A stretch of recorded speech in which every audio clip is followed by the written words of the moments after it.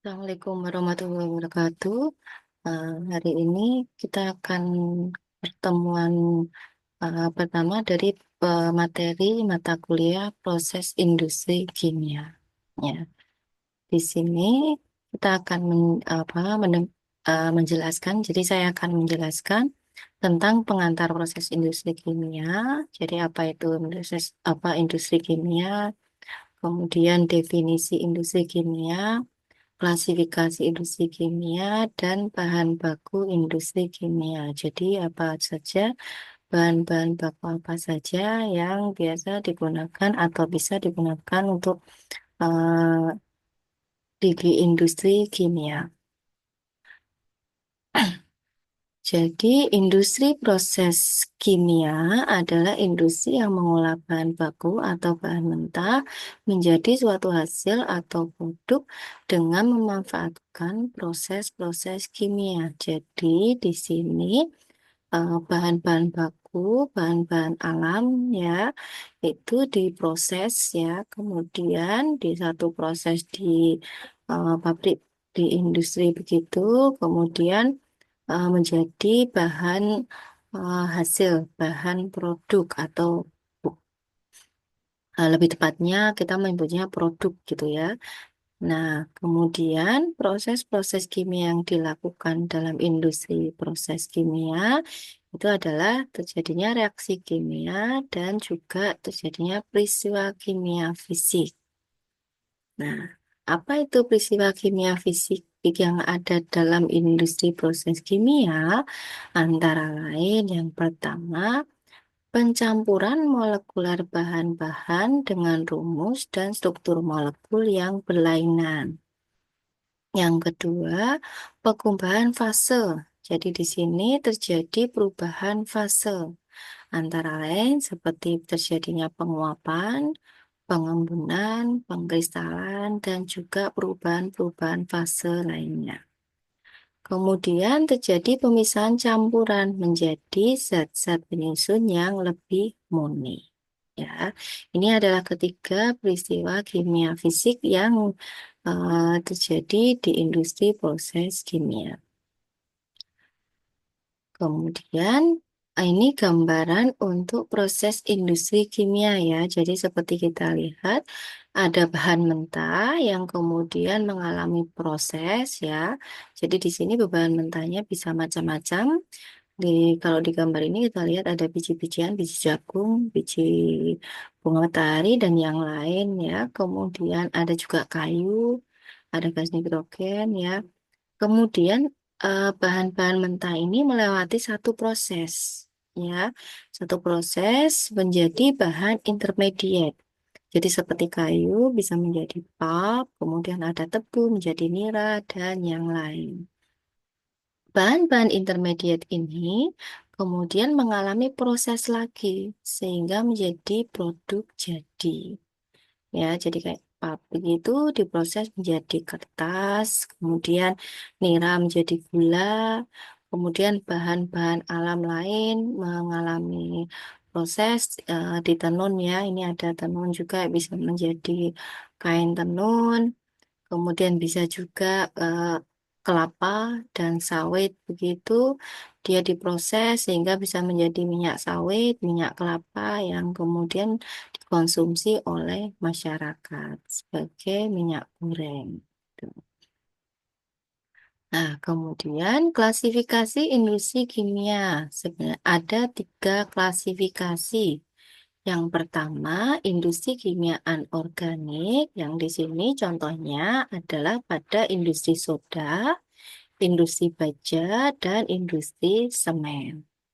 Kemudian yang kedua adalah industri kimia organik.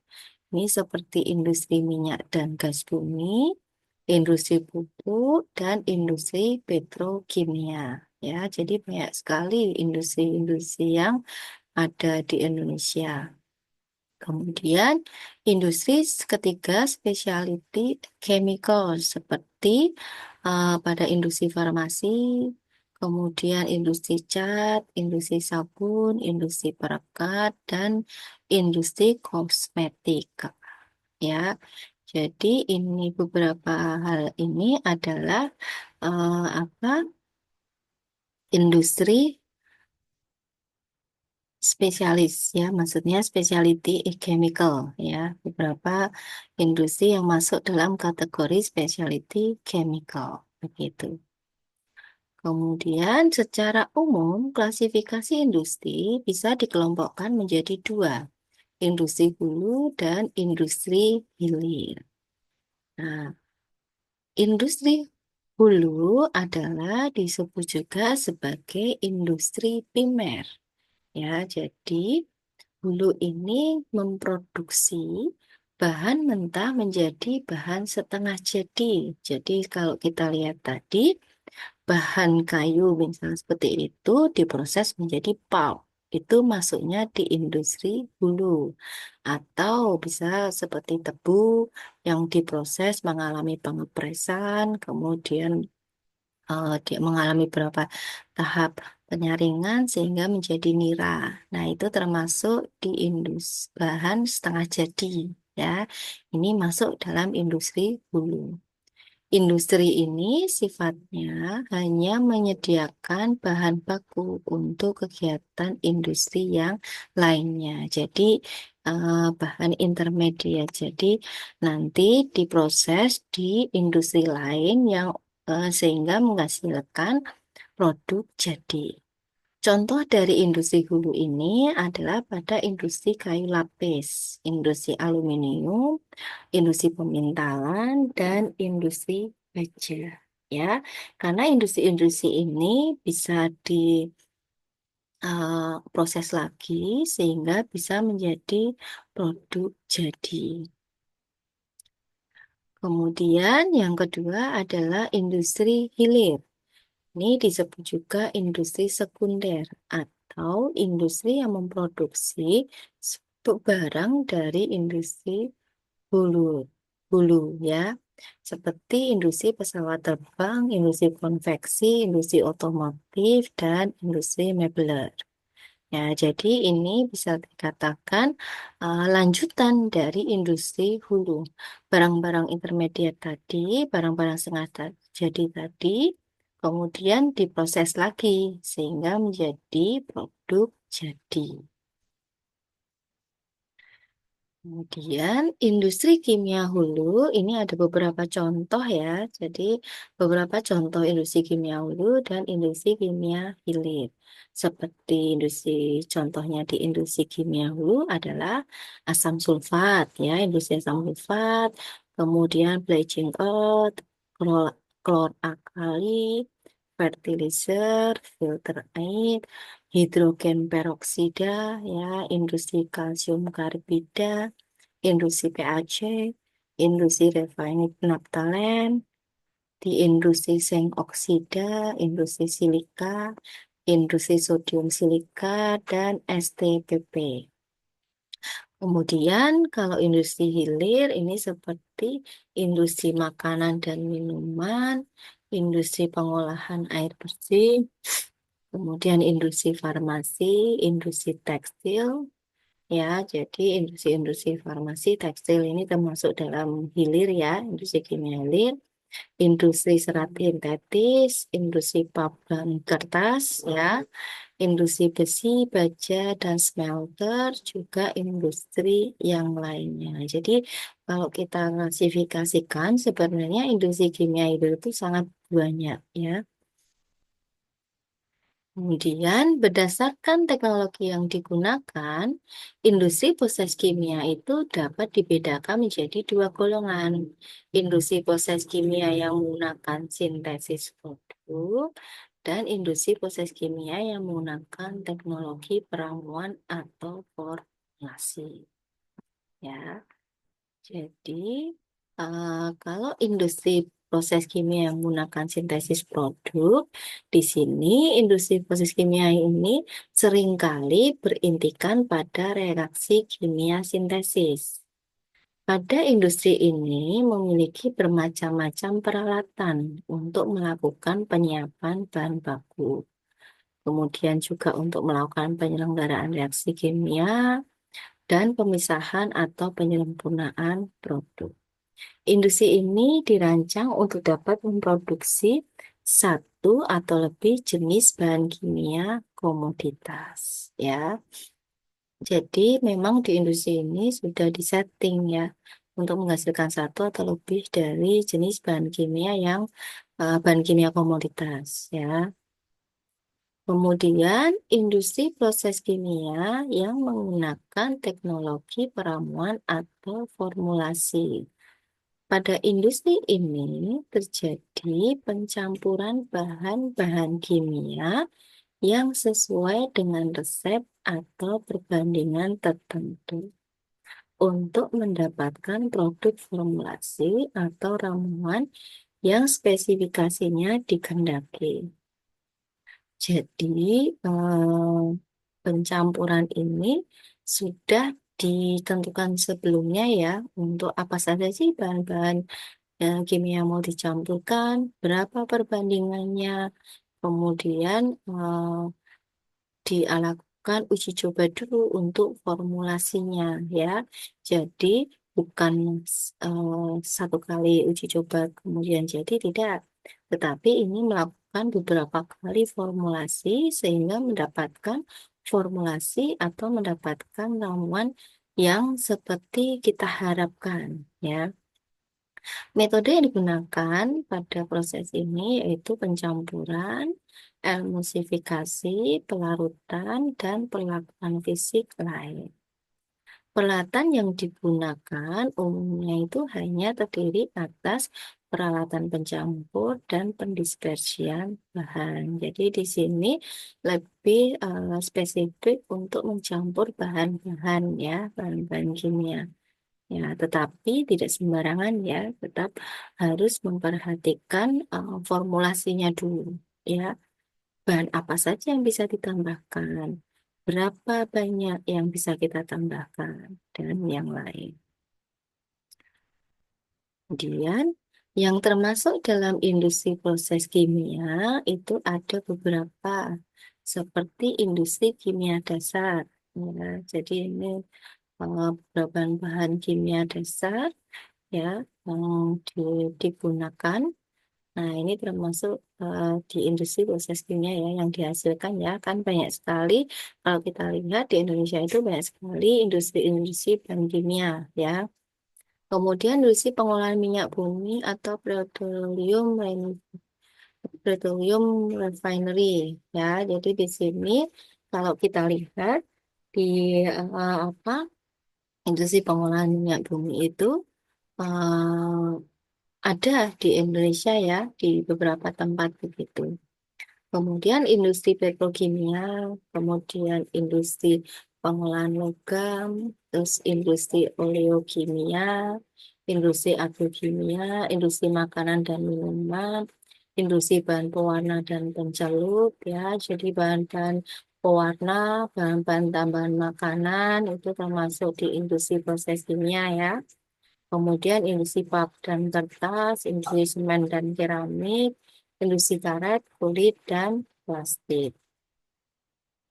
Kemudian industri kimia dasar adalah industri proses kimia yang menghasilkan produk zat kimia dasar seperti asam sulfat, H2SO4 ya, dan amonia. Asam sulfat merupakan bahan kimia yang banyak digunakan sebagai bahan baku dan bahan penolong dalam berbagai industri. Sehingga perkembangan pemakaian itu dapat merupakan indikator bagi perkembangan perindustrian suatu negara. Industri yang menggunakan asam sulfat bisa dilihat seperti pada industri pupuk ya, jadi pupuk asam sulfat, aluminium sulfat, kemudian industri-industri bahan kimia, industri bahan pewarna, pulp dan kertas, besi dan kaca, serat apa sintetis dan rayon, minyak bumi, industri baterai, dan apa industri-industri lainnya. Jenis bahan industri kimia yang pertama adalah bahan komoditas. diproduksi langsung dari bahan alam dalam jumlah besar.